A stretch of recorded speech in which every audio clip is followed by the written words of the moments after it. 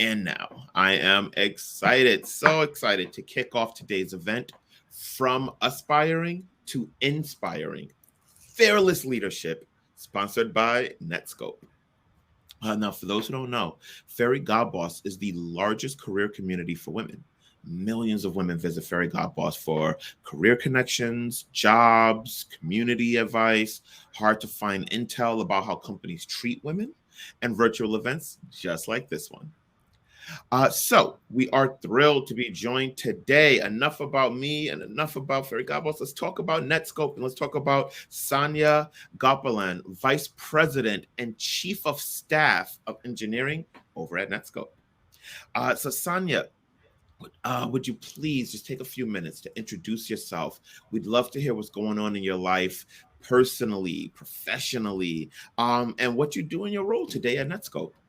Sure, thank you. First of all, thank you everyone for joining. And I want to take a moment to thank Fairy Godboss for organizing this event. And of course, looking forward to chatting with you, Lasheen. I know that you're very passionate about advocating for underrepresented groups and for bridging the equality gap in the workforce. So, looking forward to this conversation. So, I'm Sandhya Gopalan, Vice President and Chief of Staff for Engineering at Netskope. Um, my professional background is rooted in engineering. I have a bachelor's in computer engineering and a master's in computer science.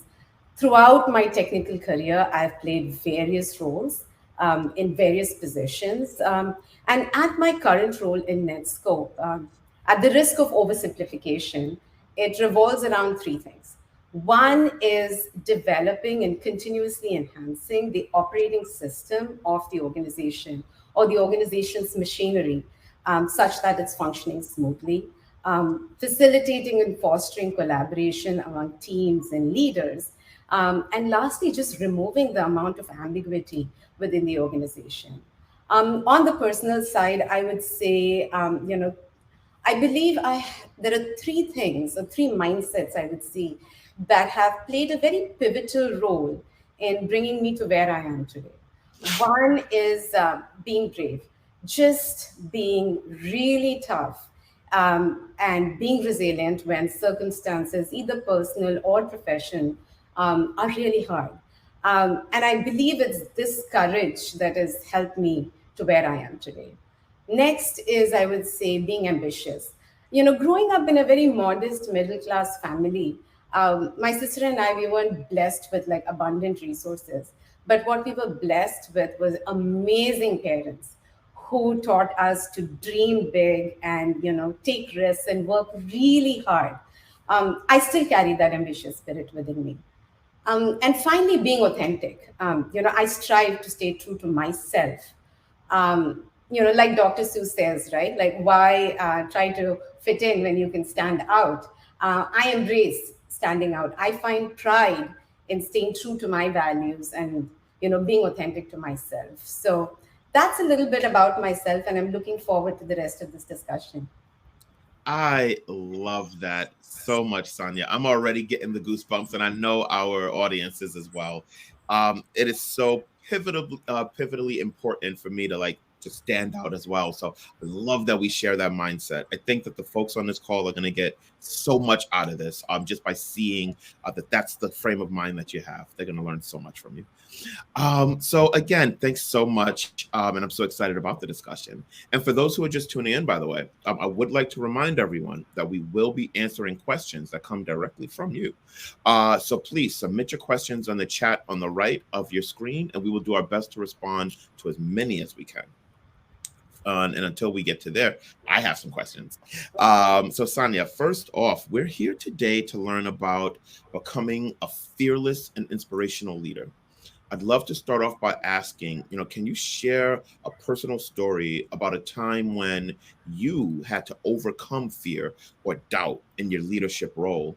What did you learn from that experience? Uh, so I'm going to preface it by saying whatever doesn't kill you makes you stronger. So, and I feel incredibly fortunate to have had this lesson very early on in my management career.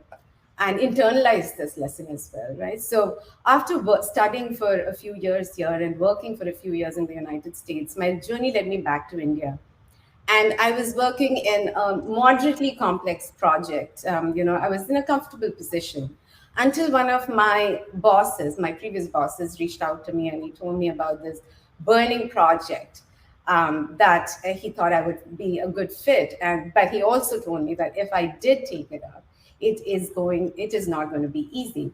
So I did give it some thought because it required me to relocate to a different city away from my husband at that time. And so, but I did decide to go for it. Now, this project was like a prime example of a high pressure situation. There was immense pressure to meet certain regulatory requirements within a timeline in order to keep the business functioning. So, we had there was just immense pressure on the timeline. There were very tight deadlines. The systems we were dealing with were exceptionally complex, and due to certain security constraints, there was only a limited pool of talent available. So, in general, just the team was just overwhelmed and overworked.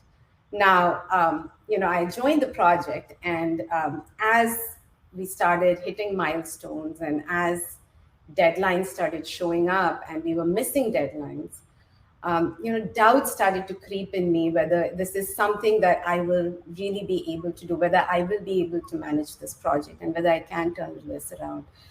Also the fear of making some critical decisions that would negatively affect the team or the project success really started plaguing me, and I was very worried.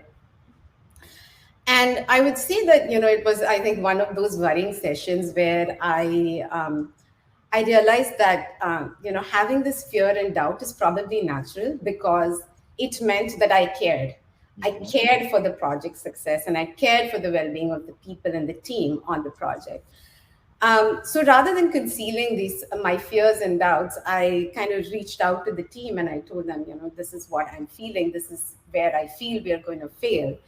And what I was thinking was that it would be sort of this conversation saying, hey, inspiring the team. But what it actually turned out to be was more like a cathartic session because now the team started sharing their insecurities and their fears. And it was just an overall a good discussion. Now I'd love to say that the project turned around after this meeting and after this conversation, but no, that was not the case. We were still missing deadlines. Every day I would look at the deliverables. I tried to find bottlenecks. I tried to change and tweak processes and systems and people. But and one such adjustment that I had to make was with the culture of the team. I wanted to make sure that we have a culture of positivity and collaboration, and that required me to do certain restructuring within the organization. Because what I feel within leadership, it's not just about practicing what you preach. It's also about what I choose to tolerate. And I did not want to put up with subpar work or missed deadlines or unpreparedness. So I had to make some of those changes. This project went on for a year and a half. We had like some 200 some people working across different time zones in shifts. And another thing I learned out of that is the importance of connecting with people. Like I would reach out to all of the engineers and just find out what's out in their life besides this thing, because this was taking up most of our life, most of our day. But what's beyond that? Their families, their hobbies.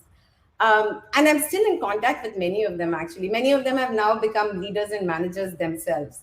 So, but everyone will recall, if I ever tell the name of the project, most of them will recall which project this is. But so, eventually we were able to turn around the project.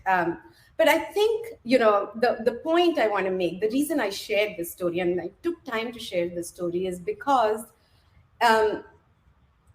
of had I not raised my hand to take up this opportunity, my career would have followed a very simple trajectory. But looking back, I feel it is this decision and many other decisions like this that I've taken in terms of projects or jobs or initiatives where there's so much uncertainty and unpredictability that have actually shaped my career. So, you know, ultimately, I think fearless leadership is not the lack of fear. The fear is very much there, but it's just the courage to step up, to be resilient when there's setback, and just lead with like unwavering conviction. So I would say that's my lesson in like fearless leadership. Oh man, that is whew. Is everybody else feeling this? Oh man, Sanya, you are already so inspirational. I just love hearing these stories, and you can see the passion, and you can hear it in your voice as you're telling the story. I almost felt like you were reliving some of those moments. This is incredible. Thank you so much for that detailed personal story. And I just love that, the fear is there. Being fearless doesn't mean that the fear doesn't exist. The fear's there, but you have to have the courage to walk through the fire. I love it. So next question. Now, what advice would you give to someone who wants to step into a leadership role but feels intimidated or unsure of their abilities? Okay. I'm going to talk. I know you mentioned step into a leadership role. I'm going to talk a little bit about growing into the leadership role because typically that's how it happens, right? I mean, you slowly progress your career. Um, in my mind, everyone has a potential to lead. Now, agree there are certain people with certain traits that make them better leaders, but that's only in the beginning. And so, because leadership is something that can be developed over time, it can be learned. So, I'm going to kind of break this down. So, in my mind, leadership is two things. One is competence. What is competence? Competence is being good at what you do, not good enough. You have to excel, you have to be exceptional, you have to be an example for your organization. That's called competence, being really good at what you do. And you can do this, right? Because you can specialize until you become special. You can become an expert in your area. And so this can be learned. So this aspect of leadership can be learned and it can be developed over a period of time. The second aspect of leadership is the ability to influence and inspire. So, and this also can be learned. You can learn how to connect with people. You can learn to plan and strategize. You can learn to prioritize. You can learn how to get people to work together. You can learn how you can equip and train people to do better at their jobs. So if you work hard, if you connect with people, and if you develop credibility, and you prove yourself every day, day after day, you will be able to influence people and you'll be able to get work done. See, the other aspect is, many times we experience like a flash in the pan success, right? I mean, we all get lucky from time to time. But if you want to sustain as an individual and as a leader, right, you have to do the right things the right way and regularly. So, when my advice is that when you are in a professional situation or a circumstance, think about these two aspects. Think about your competence and think about how you're going to be influencing people. And then be very intentional and disciplined about it. And you will grow into that leadership role. Outstanding. Just tremendous advice there. Thank you so much. So another question that I have is, let's see, how do you approach difficult conversations or situations with your team members or colleagues? Okay. Um, okay. So imagine going into a difficult conversation, angry, or with guns blazing, and turning out to be wrong. Right? It's not a situation that any one of us would like to be in. So for that reason, um, if I'm going into a conversation like this, I spend about like 25 to 30% of my time preparing on what I have to say, and the remaining time thinking about what the other person has to say.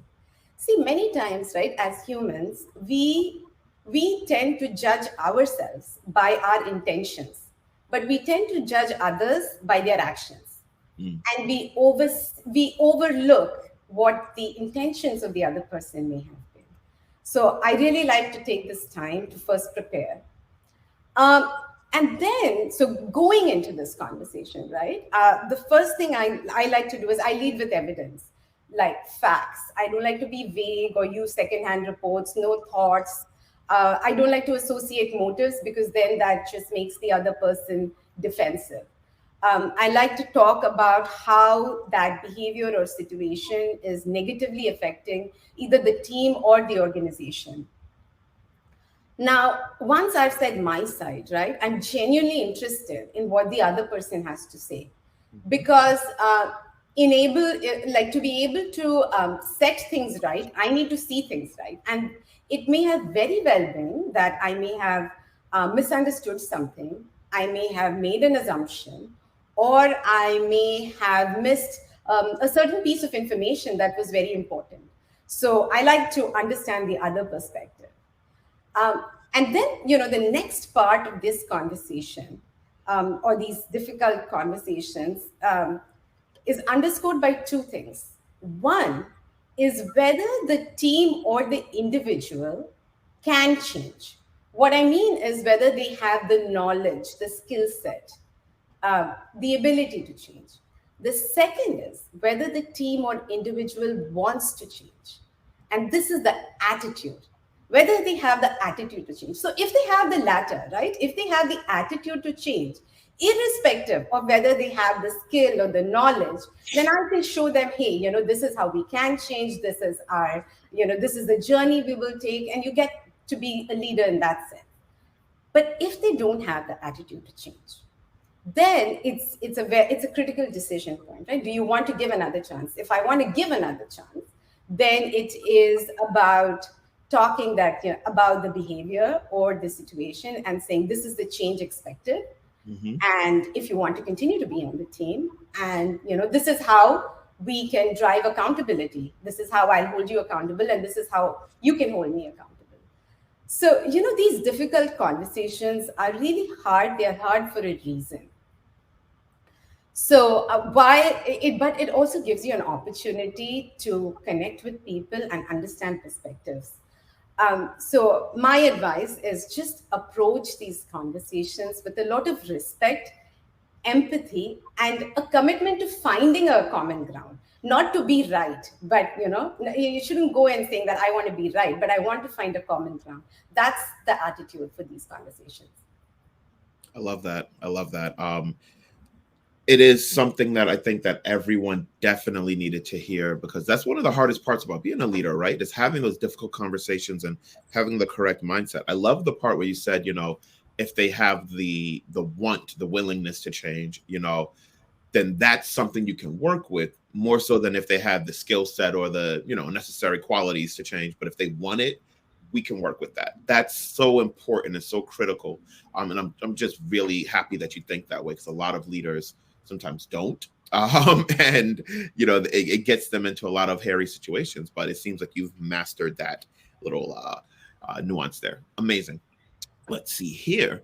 Now, I would love to know, we see that you're fearless and you're inspirational, but how do you cultivate a culture of fearlessness and inspiration within your team? How do you get the rest of your troops kind of in Yeah, that same yeah, mindset? yeah, yeah. Um, I don't remember who this quote is from, but it goes, millions saw the apple fall, but Newton was the only one who asked why. So it's uh, many times we think, at least when I observe conversations and meetings and important discussions, we seem to think that the individual who knows the answers is the one who is the more smart or intellectual one. But I also feel it's the person who can ask the right questions, the why or the why not. Yes. Because questions have power. They drive change, they drive transformation. And so, for me, to cultivate a culture of fearlessness, it's important to create an environment where people feel safe to ask these questions, to ask why or why not, challenge things, and do it without the fear of judgment, retribution, or reprisal. So that's number one, creating that environment. I think the next one is the mind shift towards embracing failures. So, failures are a learning opportunity, because if you don't fail, it means you haven't tried anything new. You're Mm. very comfortable with, where you are, and that's it. So to be able to learn and grow, you have to try something, and you will fail. Nobody gets it right the first time. But I want to add a nuance here. Failure doesn't mean incompetence.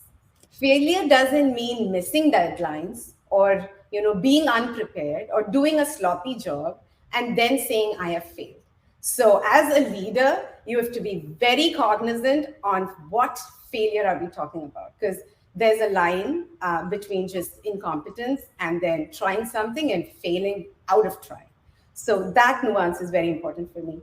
And then lastly, I feel like beyond just cultivating the culture, right? I have to live it, like before I can expect others to do it. So for me, that comes from my willingness to take on challenging projects, my willingness to take action or make decisions or adopt changes where no one else is willing to, or no one knows how to.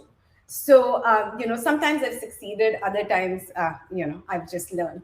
But overall, I see, a culture of fearlessness is framed by having an environment and building that environment for my team such that they can ask questions and they can be themselves. So that's what I would say about like within the team and building that aspect within the team. Absolutely. The biggest takeaway I got from there is like you proving, and established like that you can do this. Like, you've proven your success, so it kind of helps motivate them. Leading by example at the end of the day, is really the big takeaway there, and I love that. Now I do want to get some audience questions in, and I see a good one. I think you're gonna like this one. So this one came in, and I'm gonna read this off. So my biggest worry when it comes to leadership is letting go of the wheel and depending on others to accomplish something. Assuming this is something you've experienced, how do you overcome this fear or obstacle? Yeah. So, as a leader, right? I mean, there is just so much you can do, but there is very limited time that you have limited time, you have limited hours in a day. And so it's important to be able to delegate efficiently and effectively. Now, to be able to do that, right, it's important to invest in the right person or the right team that you want to do it. So for me, the way I do it, I know if there is a initiative, uh, what needs to be done, who needs to do it, by when it needs to be done, and what are our challenges, and what do I need to remove from the way for the team to be able to succeed. And once I have defined this in my mind, then I can go ahead and say, hey, okay, so this, we've thought through this. This is all the things that we need to get done. And these are the ways these are our potential obstacles that we'll follow, that we may hit. And here's how we can resolve it. But again, it's not just doing this one time. You have to and after you delegate, you have to constantly check in. You have to provide the necessary guidance, uh, or else, as a leader, you will not be able to sustain, right? I mean, and you will not be able to build your team. Like if you have to move forward and you want to bring others, you have to build that team that can come up with, irrespective of whether you are there or not there. For me, the most important legacy of being a leader is that even after you've left the organization is functioning smoothly. Mhm. That's the legacy of a good leader. And so this is a very real and very a very real fear that we experience, but it's more putting you need to take the time to put in that effort. I love that you spoke about legacy. I've never heard that stance before, and that perspective, and that makes so much sense. If you can, build up a team, build up a department, and then, you move on with your career and go take your next step, and that team and department is still operating based on those, kind of building blocks that you set up for them, that just speaks volumes to your legacy. You're so right. Fantastic answer. Thank you so much. For the audience, I would love to see some more questions come in. So please, anything you're thinking of, let us know. Okay. So now I have a question for you. I really want to hear this one. Now, how would you describe your leadership style? Okay. So I genuinely like working with people. So I like to connect with the team, and for me, the way I see it, like everyone has certain values or skills that they are good at, and so what I like to do is I take the time to figure this out and I present it to them and I validate it for them because then they can see it for themselves what their strengths are. I like to give each person sort of a reputation to uphold. I really find that this inspires people. I like to show my team or what they could be someday. And mind you, this is done with a lot of integrity. Um, the next thing I think as being a leader is I'm a very passionate person. I feel passion is contagious, and so I like to kind of spark a flame within the team where where I see that that passion is dwindling down, and if that flame or that spark actually results in a flame, then it's a very fulfilling experience. So that's another aspect. I would say the third thing is, as a leader, I like to lead with speed. I feel it's very important. It helps to validate our plans. It helps to fail fast. It helps us to silence critics, and it gives us hope in moving forward. Because I feel like a good plan executed vigorously right now is much better than a perfect plan that is never executed or executed somewhere in the distant future. So that's another aspect. And then I feel I like to talk about this to my team because I feel like there's nothing great that can come out by being average professionally. See, you can be average in many aspects in your life. Like I am very average at sports. I can, if at all, I just play sports for fun. I don't even think I play any sport as such, right? But but um, but I can't be average at sports and then expect to win a medal. The same applies at work. You can't be average at work and then expect to be rewarded. So I like to set a goal and I like to challenge my team while providing that guideline and direction. See, overall, I feel like many times I hear so many cases that we people are working on their weaknesses and things, which we should, but focus on your strengths because it's the strengths that will lead you to become great at your job. Like, how many successful leaders do you know who hate what they do? Mm. No, right? You have to love what you do and you have to do what you love. And you can do that only by capitalizing on your strengths. So these are the things I think, my leadership style is about, that I talk to my team and I encourage my team and I hope it inspires my team. Well, it's inspiring me, so I'll give you that. Incredible. Thank you so much for that. Now, this is a really good one as well.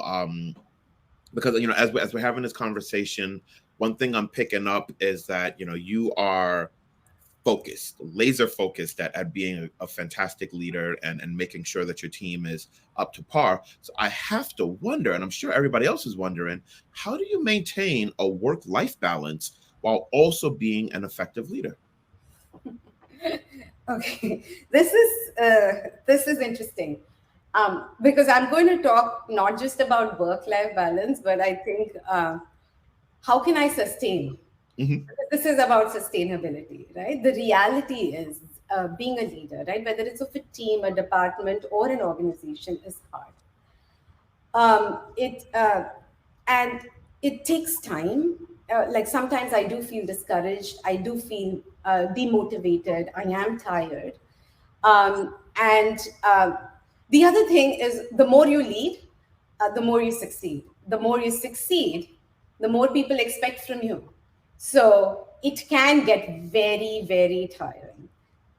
So for me, like I feel I need, or rather, I have a discipline and a rhythm around which I work. I'm a morning person, so I wake up very early in the morning. I wake up around 4 or 5.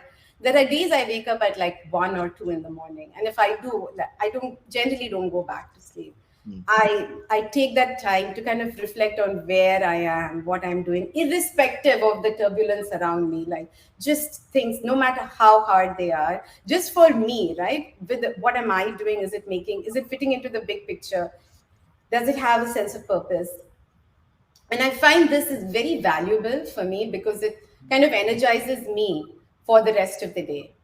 um, the other thing is, like, over the past several years, I feel like the lines between personal and professional life are kind of blurred, and that's just the nature of the job. But wherever I am, I'm fully present there. um, I like to drive my kids for all their activities. I attend every single event, every performance, every tournament, every competition, every meet. So time management is very critical for me. And, not to play upon words, but I literally have to take time in order to make time. So the thing is, if I don't um, replenish myself, right, given that it is hard, and just the complex intangibles, because as you grow up in the leadership, the problems you are dealing with are more complex, and so they are more intangible, and so it can drain a lot of energy out of you. And so I definitely need to replenish myself. And I do that, like, I physically, I try to go to the gym whenever possible. For me, I like to meet socially. I like to meet my sister with their family, my friends. I like to do things with them, for them. I like to replenish myself mentally. I love reading. So there are days I have to delete Kindle from my phone because I'm just so obsessed with reading. And then emotionally, like, for me as a person, I have to be kind of very tuned to my feelings and my emotions. And so as a leader, it's really hard because, it could be an email, a conversation, an individual that kind of throws that out of balance. And over the years, I have learned how, whether it takes a few minutes of time, to take a few minutes of time to kind of restore that balance. And once I can restore that balance, then it's like getting back and doing it, because I don't feel good operating myself if I'm not in tune with who I am as a person. So yes, a lot of different things, and I think it works differently for every individual, but for me, I think this is what gives me sustainability. Fantastic. I mean, it's definitely different ways for everyone. So I'm glad that you shared your specific way of, just maintaining that sustainability, because you're right. The leadership role often is very draining, and you have to find a way to counteract that, in order to stay, at tip top form as a leader. So fantastic, absolutely fantastic. Now, question about Netscope. Mhm. Does Netscope have a formal program in place for mentorship, or is it more of a casual thing that happens organically? And how has having a mentor or sponsor, or being a mentor or sponsor, enriched your own experience? Um, so actually, yes, this year we formally kicked off a mentorship program. We are in the process of rolling it out to a small group by next month, by towards summer. And then we are going to learn and expand on it. And then we want to make this program broadly available to the whole organization by the next fiscal year. So, yes, we do have a formal program in place. Now, with respect to the role of mentors in my life, I think I've been very fortunate to have some very good leaders and connections that I have built with over these years. Now, given my circumstances, I'm not able to meet with them very regularly, but whenever I do, it's almost as if we pick up from where we left off. I bring them up to speed with where things are at for me. I like to hear about their knowledge, their expertise, and their experiences. um, I have reached out to my group of mentors so many times, like whether it's challenging situations or whether it's a job decision, and they have helped. It's not the role to give an answer, but it's like they've helped in adding their diverse perspectives, which has helped me question my decisions as well. The other thing I feel very importantly for me that my mentors have helped me is seeing my blind spots. See, every one of us has our blind spot, and you should know exactly, as a leader, you should know exactly what your blind spot is, and you should know how to manage your blind spot. So for me, it's very important. I know what my blind spots are and how I need to manage it, and who are the teams that I need to go to for that, to address or manage that particular blind spot. So my mentors have really helped me that way. Um, the other thing about mentorship is that it's not like it's a grand gesture or a grand discussion. I feel that it has, for me, it has evolved very organically with my teams or with individuals. It's often started off with a very trivial conversation or a different topic altogether, but gradually I've noticed teams individual come back to me and say, hey, what do you think about this? I'm in this situation, what can I do about this? And I think that's how that relationship, that mentorship relationship grows. So it's a very fulfilling experience, I feel, where I can listen to people, I can guide them professionally. The other thing I've learned about mentorship is that, from my interactions, is that many a times, uh, as I hear people talk through their problems, they also come up with solutions. It's just that they needed to talk it through to someone so they could articulate and form this response or the solution in their mind. So, it's a very fulfilling experience. The only thing I think we should add is that we should all take time to recognize, whether it's mentors or people in your life who've helped you. See, no one is able to do things alone. Mhm. Each one of us has been helped by someone along the way, right? So I feel like it's very important to take the time to thank the people, mentors or others, who have helped you in your journey. Absolutely. Thank you so much. So I have a great one here. How do you support and empower women to reach their full potential at work and be heard? Okay. So I want to be clear here. Empowering women doesn't mean having a bias towards other identities. See, my goal is to create an environment where everyone can thrive, Mhm. um, and be their self and contribute and do good work, irrespective of their gender. So, and that includes having certain policies and in place such that there is gender equality, right? So, for example, making sure that promotions or challenging project assignments, etc., are given based on merit, performance, and skills, and not on the basis of gender. Having gender neutral policies like having parental leave Yep. for either gender, making sure that mentorship opportunities, what we talked about earlier, is available to both genders, or either gender, any identity, right? Or and also allowing sort of cross gender mentorship, because I feel like it really helps understand perspectives and helps build relationships as well. So there are many things from that aspect that I'm very passionate about having, empowering just a gender neutral workforce. But in addition to that, right, like personally for me, having worked with women for so many years and across different countries and geographies, I feel that as a society, if there is one thing we can do to empower women, is instill confidence. Mm, Confidence plays a very crucial role in the professional and personal development of women. See, confidence empowers women to believe in themselves and their abilities. It gives them an opportunity to take risks, um, and um, and pursue challenges. The other thing also about confidence is that it enables women to express themselves um, assertively and communicate effectively. So it allows them to articulate their thoughts, their decisions, um, and their challenges in a very with clarity and conviction.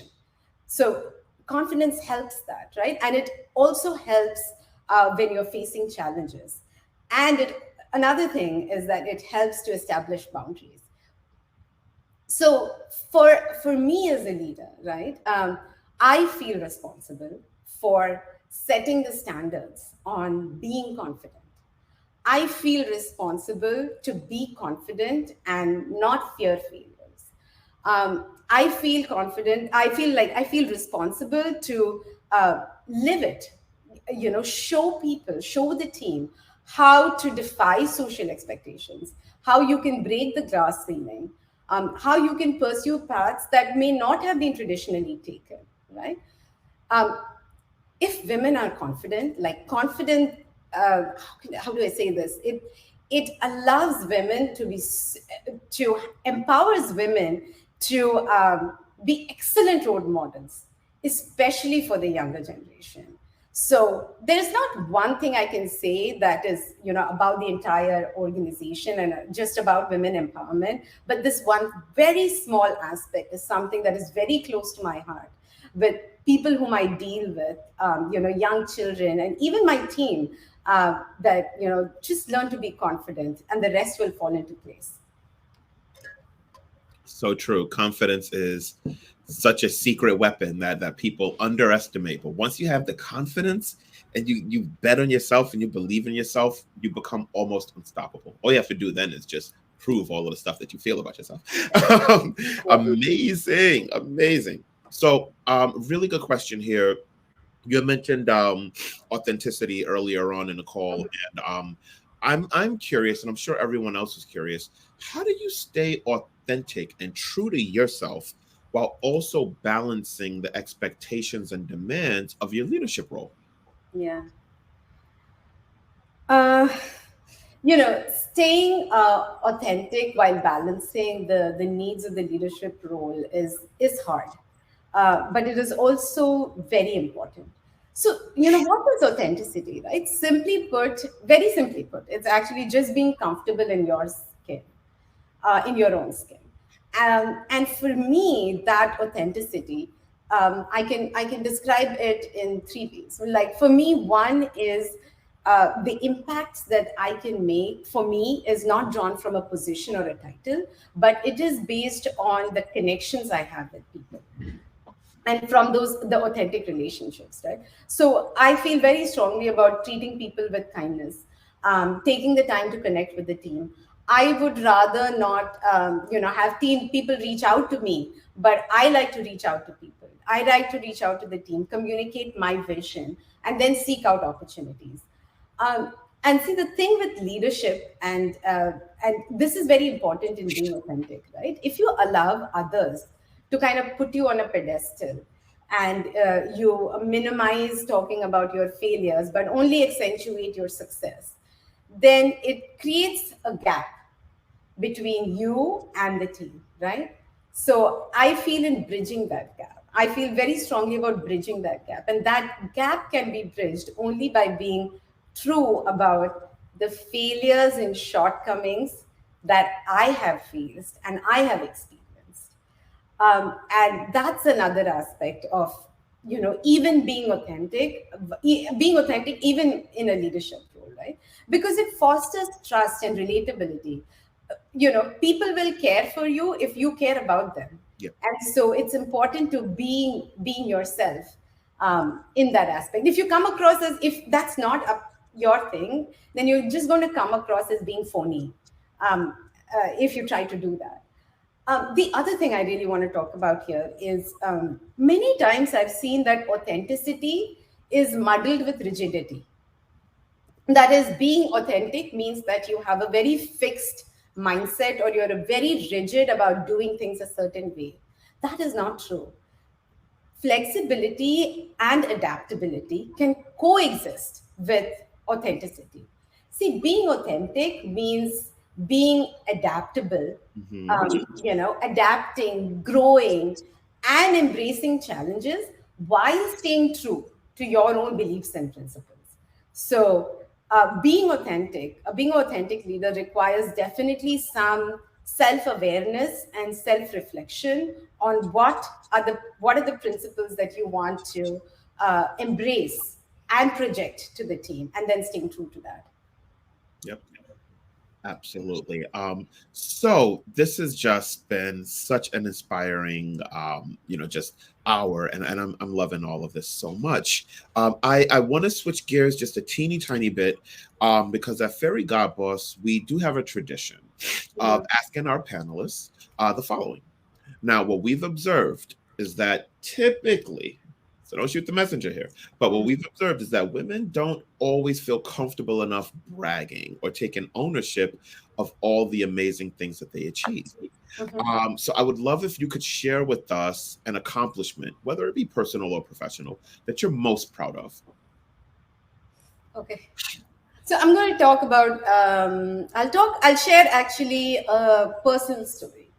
So, I would say between 2016 to 2022, I think those, I would say, were the hardest years of my life, because 2016 my mom was detected with stage 4 cancer. And so, when that happened, I was in the States. And so, um, I had, my younger one was, I think, less than 2 years old. And I wanted to go see her. And at that time, I was pregnant with my second child, and I think I was about 7 months pregnant at that time. So I decided that I had to go see my mom. And so I flew to India with a toddler. And I spent about a month in India, because I didn't know if she's going to be there. She's going to be there by the time my child is born. So, and then I came back. I think I was almost 8 months pregnant by the time I came back. And then, my daughter was born, and then my mom was still there. And so I wanted to go back and, show my daughter to my mom. And so I went back again with, I think my younger one was, I think, 3 weeks old. And my older one was just two. So, I went back to India. I stayed for a few months there. And it was the hardest time, seeing my mom going through radiation and chemo, the effects of chemo and all of that. And then I came, and then what? One, I think after 3 months, I came back to the States, and my sister went back to India. And then when my sister was there, my mom passed, and so I went back again. I stayed there for a while, for a month or so, and then I came back. And then my husband, who has a medical condition, was really ill, and he was hospitalized. And yeah, he was in the ICU, I think, for about a week. And it was so serious, because they said that they'll almost have to induce coma, because he got that bad. And so I had like this newborn, and I had a 2 year old, and I was in Chicago at that time. And I would take the train from, my we used to live in the suburbs, to downtown, drop the kids at this daycare, then go downtown, go to the hospital, spend time, come back. And that went on, and then a few months later, I moved here to the Bay Area. My sister was in the Bay Area, and so there's nothing like being close to family. And so I moved here, and then a few years later, my dad got detected with stage 4 cancer. And then again, it was the same thing, right? I mean, my sister went to India to take care of him, and then I went, and then he passed. And so once that happened, then my husband got really ill, and then he had to go through like 4 brain surgeries. And so uh, I would say, it was really not easy going through all of this, but I feel like there are 2 people in my life who've really been there for me. One, I think, when my mom and dad were going through this, it was my husband, right? Like, you just have to do what you have to do. You have to go see your mom, you have to go see your mom. To go see your dad, you have to go see your dad. And then when my husband was ill, it was my sister, right? She was in my corner. She, like, I didn't even have to think twice, Mhm. just having that family backing.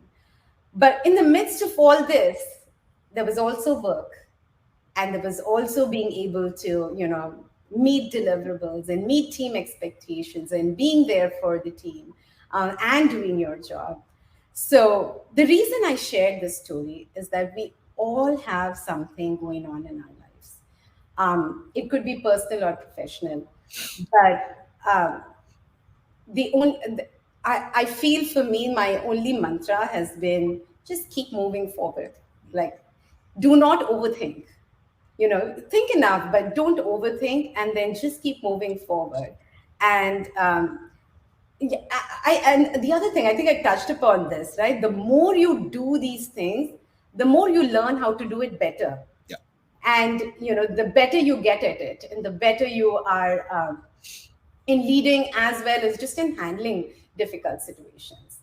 um, yeah, I think that would be one of the reason I shared that, and not like, one of my big jobs or my big projects or initiatives or awards, is because this is very real for me, and I feel that each one of us goes through this at some point in our life.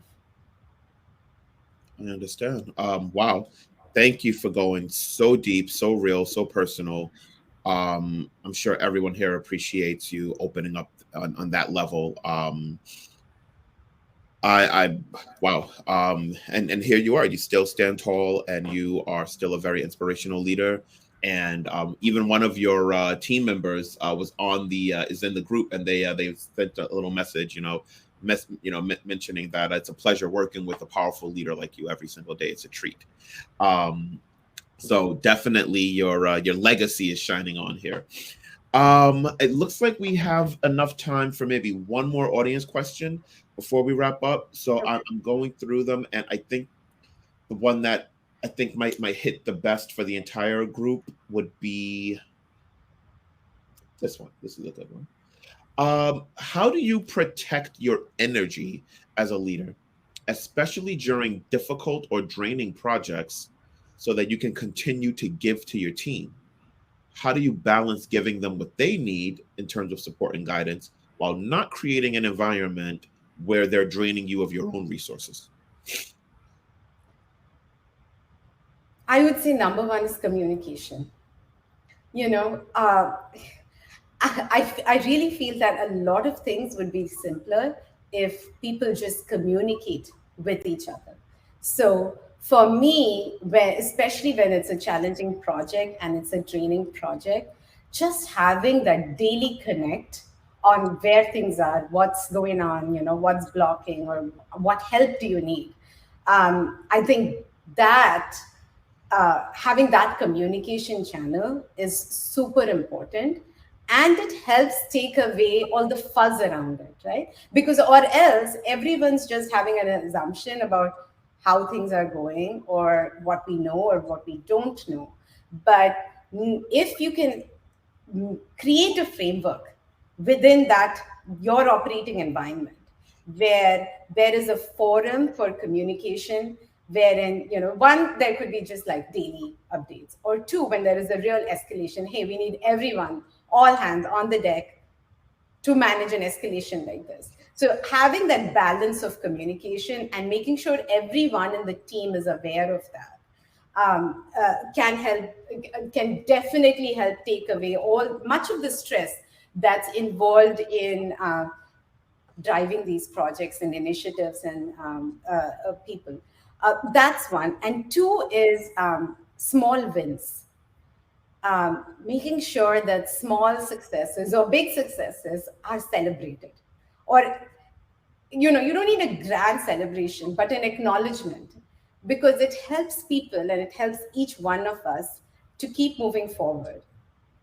See, in the end, there's just everyone, if you see, at least within engineering and our environment, right? Everyone's not just working on one thing. There's 10 different things that we are working on.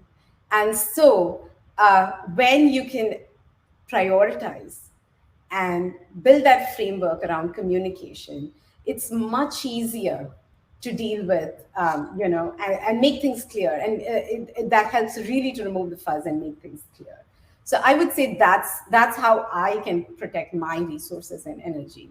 The other thing I feel is many times what happens, what I've seen, where things get really hard is when people make assumptions, or when I make assumptions, or somebody else makes assumptions. That's another big thing that I like to talk about in these situations. Like, okay, if you're doing something, or this is what are the assumptions around which you're working? Because if your assumptions are wrong, we are just not going to make it. So, very clearly talk about within that framework what your assumptions are, and then make sure that everyone's aware. And if those change, then what needs to be done about it as well. Absolutely. So I wish we could tack on another hour or two or three. I can talk to you all day long. I swear it. But alas, we are coming to the close of today's session. So I wanted to say on behalf of myself, Fairy Godboss, and the entire audience watching, thank you so much, Sandhya, for joining us today and for sharing such fantastic and real and tangible advice. And thanks to all of you who tuned in for the discussion. As a reminder, we will be sending out a recording of today's event, along with resources to learn more about opportunities at Netskope. Just think, you might end up with Sandhya as your leader. In the meantime, be sure to check out Netskope's profile and jobs right here on Fairy Godboss. There's a ton going on there. We'd also love to hear your feedback to help us improve future events. So please head to the Typeform tab on the right screen and share your thoughts in a quick 1-minute survey. Sandhya, again, just such a absolute pleasure to do this with you today. You have truly inspired me, and I'm sure everyone watching. Thanks, everyone, and we will see you all next time. Enjoy the rest of your day and the rest of your week. Thank you, everyone. Thank you. Bye.